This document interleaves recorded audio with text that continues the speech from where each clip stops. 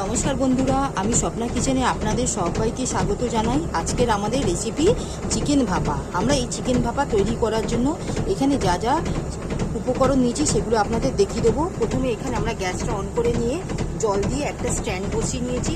এবার আমরা এই চিকেনগুলো নিয়েছি, এখানে 500 গ্রামের মতন আমরা এখানে চিকেন নিয়েছি, পরিষ্কার করে ধুয়ে নিয়েছি।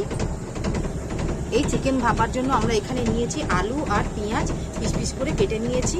এবার এর মধ্যে আমরা মশলা দিয়ে উপকরণগুলো মাখিয়ে নেব। প্রথমে আমরা এখানে এই স্ট্যান্ডের ওপরে আমরা রাখলাম। এখানে আমরা নিয়েছি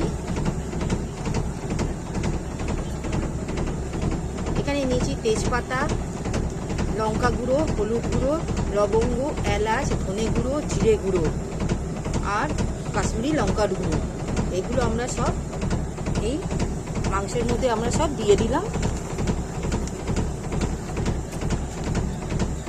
আর দেবো এখানটা আমরা আদা রসুনের পেস্ট, এখানে আমরা বেটে রেখেছিলাম, সেই আদা রসুনের পেস্টটাও আমরা দিয়ে দেব।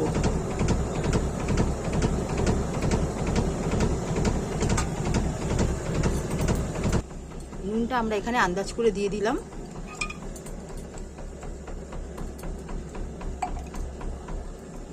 এখানে চিকেনগুলো আমরা দিয়ে দেবো বাটির মধ্যে।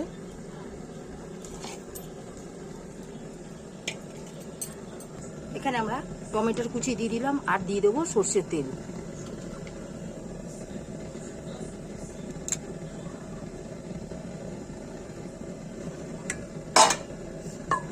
সর্ষের তেলটা দিয়ে আমরা ভালো করে মাখিয়ে নেব।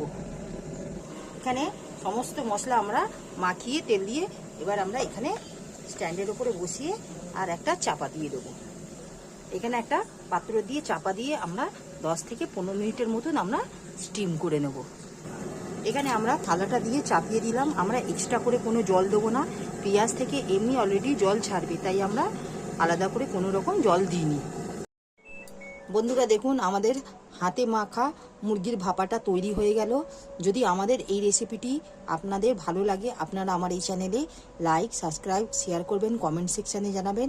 আজকের মতন বন্ধুরা আমরা এখানেই ভিডিওটি সমাপ্ত করলাম। নেক্সট ভিডিওতে নতুন রেসিপি নিয়ে আসবো। ধন্যবাদ।